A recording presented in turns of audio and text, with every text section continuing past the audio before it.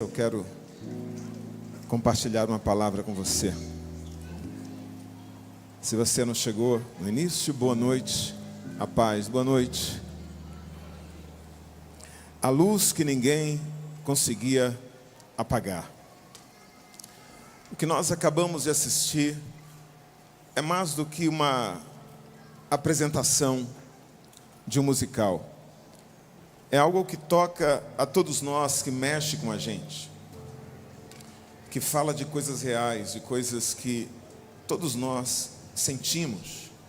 Fala de angústia, de distância, de um sentimento de saudade, de um vazio, que muitas vezes nós não conseguimos expressar com palavras. E isso já diz muito sobre o Natal. Natal não é apenas uma data no calendário. O Natal é a chegada de uma luz diferente de todas as outras luzes que nos cercam. O verdadeiro Natal é a chegada de uma luz que ilumina a alma do ser humano. Antes de iluminar a casa, antes de iluminar a praça, antes de iluminar uma fachada, é uma luz que ilumina o interior. Uma luz que foi profetizada por Isaías 700 anos desta luz brilhar. Isaías disse: o povo que andava em trevas viu uma grande luz, e sobre os que habitavam na região da sombra, da morte, resplandeceu a luz. E quando essa luz finalmente ela brilhou, ela foi anunciada por João com a seguinte observação. João disse: e a luz resplandece nas trevas, e as trevas não a compreenderam. Quando a Bíblia diz que as pessoas não compreenderam essa luz, a Bíblia não está dizendo que elas não viram, que elas não entenderam, que faltou inteligência. A Bíblia está falando que houve uma resistência a esta luz. Ao longo da história, o mundo não aceitou muito bem esta luz. Até aceitou que esta luz brilhasse no primeiro Natal, mas de algum modo o mundo tentou afastar essa luz para algum canto, tirou essa luz do protagonismo do Natal, ou tentou tirar. Pararam de aceitar esta luz como sendo a verdadeira luz do Natal, e fizeram de outras luzes o centro do Natal. As luzes que brilham nas casas, nas praças, nas ruas, mas rejeitaram a luz que veio do céu para iluminar toda a humanidade. Na história que nós estamos vendo, existe uma tensão, não é verdade? Uma tensão. Como se algo tentasse impedir que esta luz brilhasse na vida da aluna. Que a aluna tivesse contato com essa luz. Isso também pode acontecer na nossa vida. Pode acontecer na nossa realidade. Às vezes essa resistência a esta luz do Natal vem do lado de fora, como uma pressão para calar o que é central nessa festa. Fala-se de presentes, fala-se de Papai Noel, de renas, fala-se de ceia de Natal, mas não se pode falar da verdadeira razão do Natal. E isso gera um medo em alguns ambientes de se posicionar em certos ambientes sobre o verdadeiro Natal. Todas as crenças nesses ambientes são bem-vindas. Todas as religiões têm o seu espaço. Todas as narrativas são ouvidas como verdade. Tudo é bem-vindo, porque é Natal, os corações estão abertos. As pessoas se confraternizam nesses lugares, elas comem, elas bebem, elas se abraçam, se divertem, trocam presentes, mas quando você em algum momento tenta falar de uma pessoa chamada Jesus, não, aí quando você toca nesse assunto, você é um ET. Não, as pessoas dizem: por que você quer falar de Jesus do Natal? Lá vem você falar de religião. O que é que Natal tem a ver com Jesus? há toda uma resistência para que essa luz não brilhe nesses ambientes. Mas muitas vezes, essa resistência, ela não é exterior. Às vezes ela é interior. É do próprio indivíduo. Vem da frieza que evita o calor desta luz. Vem da indiferença, do cinismo que zomba da fé. Vem do orgulho que alguém muitas vezes sente por se sentir superior.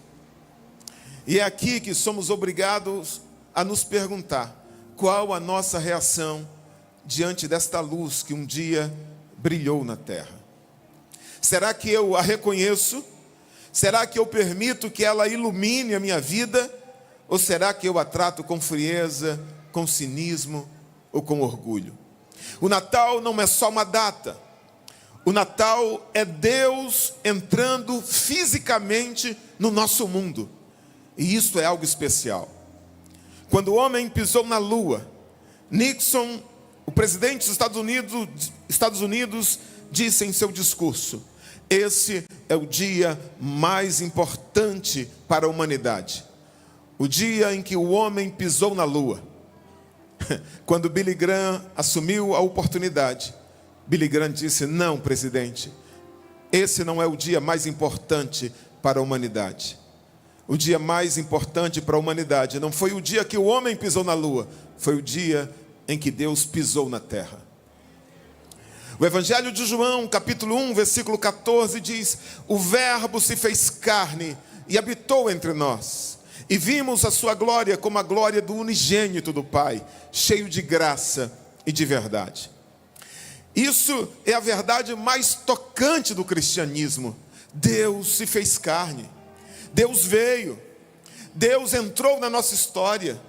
Deus se fez presente entre nós. Ele não ficou distante, Ele não ficou indiferente à nossa dor, à nossa angústia, ao nosso sofrimento.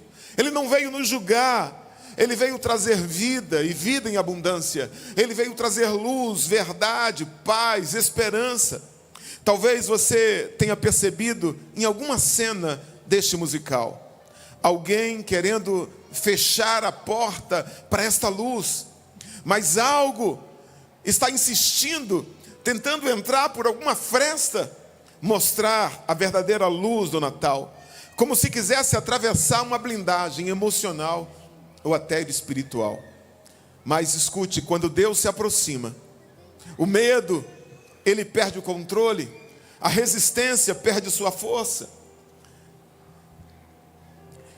Repare, a Bíblia diz que os pastores ouvem dos anjos dizendo: paz na terra aos homens de boa vontade.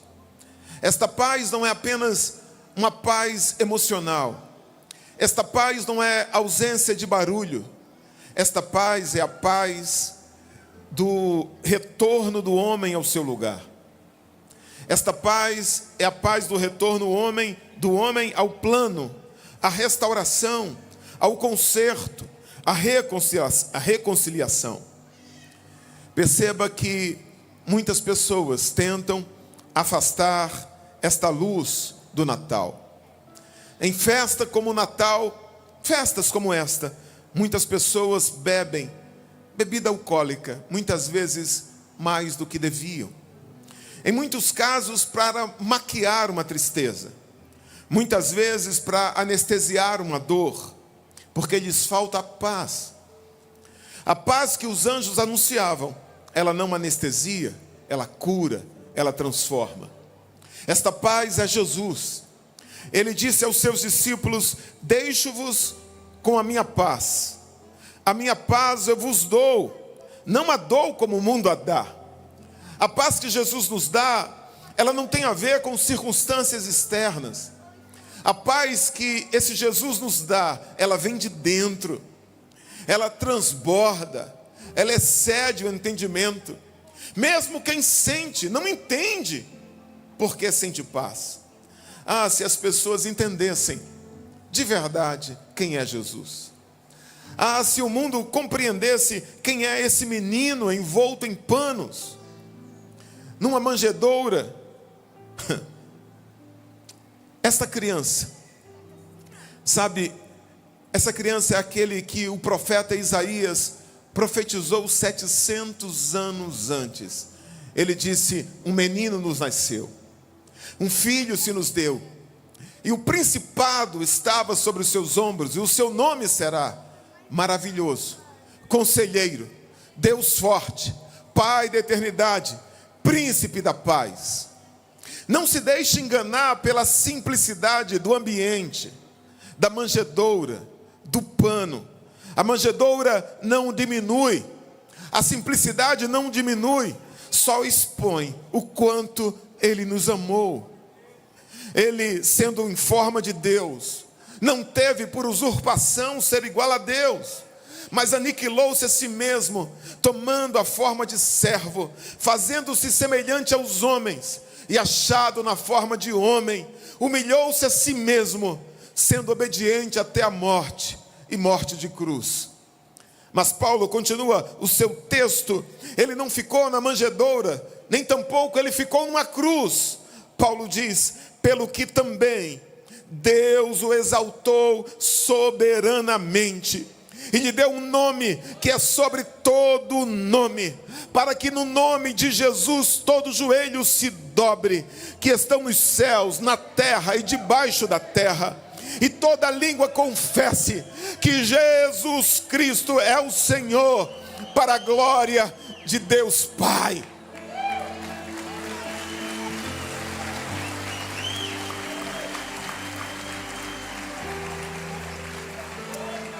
Este menino que virou o homem que crucificado foi na cruz e ressuscitou o terceiro dia, é o mesmo Jesus descrito em Colossenses, capítulo 1, versículos 15 ao 19. Ele é a imagem do Deus invisível, o primogênito sobre toda a criação. Pois por meio dele foram criadas todas as coisas, nos céus e na terra, as visíveis e as invisíveis, sejam tronos, sejam soberanias, quer poderes, quer autoridades. Todas as coisas foram criadas por ele e para ele. Ele é antes de todas as coisas, e por meio dele tudo subsiste. Ele é a cabeça do corpo, que é a igreja. Ele é o princípio e o primogênito dentre os mortos, para que em tudo tenha supremacia, pois foi do agrado de Deus que nele habitasse a plenitude. O que o apóstolo Paulo está dizendo, em resumo, é que Jesus revela Deus. Ele é a expressão do Deus, o audiovisual do Deus Todo-Poderoso. Quem o vê, quem o escuta, vê o próprio Deus, escuta o próprio Deus. Que Jesus é supremo sobre toda a criação. Ele não é apenas mais um na história. Que Jesus é o criador e sustentador da criação. Tudo existe por meio dele e para ele. Ele é a cabeça da igreja, ele é a fonte de vida e a direção para todo crente. Em Jesus habita a plenitude, nada falta nele. Ele é suficientemente Deus, ele é suficiente para salvar a todos aqueles que a ele se chegam. Tirar Jesus do Natal é uma ironia desta sociedade secular. Querem a festa, querem a estética, querem as luzes, querem a emoção, mas não querem Jesus no centro da festa. Isso é ilógico, isso não faz o menor sentido. Tirar Jesus do centro da festa, porém, não neutraliza a mensagem do Natal. Podem pôr coração nos enfeites, podem pôr o coração nas comidas, podem pôr o coração nas festas, nas comemorações, nos presentes, mas a razão de tudo isso é porque antes de qualquer presente, Deus nos deu o maior presente de todos, o seu Filho, Jesus Cristo. A segunda carta de Paulo aos Coríntios 5,18 diz o seguinte: tudo isso provém de Deus, que nos reconciliou consigo mesmo por Jesus Cristo e nos deu o ministério da reconciliação. Deus não enviou Jesus para nos condenar. Deus não enviou Jesus porque merecemos. Deus não enviou Jesus porque somos fortes. Deus não enviou Jesus porque um grupo de pessoas especiais fez algo que o agradasse. Não, nada disso. Deus enviou Jesus porque nós carecemos ser reconciliados com Ele. Deus enviou Jesus porque nós precisamos ser salvos por meio dele. Deus enviou Jesus porque eu e você cansamos tentando fazer o bem, não conseguimos. Deus enviou Jesus porque nós erramos. Deus enviou Jesus porque Ele viu o ser humano tentando preencher o vazio da sua alma com coisas incapazes de preencher. E Deus teve misericórdia de nós. Deus nos amou. João diz, sintetizando o Evangelho, Deus amou o mundo de tal maneira que deu o seu Filho unigênito, para que todo aquele que nele crê não pereça, mas tenha a vida eterna. O Natal é Deus dizendo, eu sei quem você é, eu sei o que você fez, eu sei a dor que você carrega na alma, eu sei que você não é perfeito, eu sei da sua angústia, eu sei do seu medo, mas ainda assim, eu enviei o meu Filho para te salvar. Ainda assim eu te amei a ponto de dar-lhe para morrer numa cruz por você. Esta é a boa notícia do Evangelho. Ele veio, Ele entrou em cena, Ele morreu, Ele ressuscitou e Ele comprou a nossa salvação por meio do seu sangue. Você não precisa fazer nada, porque Ele disse que o preço foi pago. O que Deus espera, pastor? Deus espera que o nosso coração seja uma manjedoura, onde Ele possa nascer nessa noite, por meio da fé. Deus espera que eu e você creiamos que Ele é o único e suficiente Salvador que Deus enviou a essa terra. Que você permita que esta luz brilhe no seu interior nessa noite. Se você crer no seu coração, e você confessar com seus lábios que Jesus Cristo é o Senhor, você será salvo, diz a Bíblia. O Evangelho de João, capítulo 1, versículo 12, diz: mas a todos quanto receberam, deu-lhes o poder de serem feitos filhos de Deus. Hoje, você pode ser aceito na família de Deus, crendo e recebendo Jesus como seu único e suficiente Salvador. Se você está dizendo agora no seu coração, eu creio, e eu quero receber Jesus como meu único e suficiente Salvador, feche seus olhos agora, curve sua fronte, faça essa oração comigo. Senhor Deus,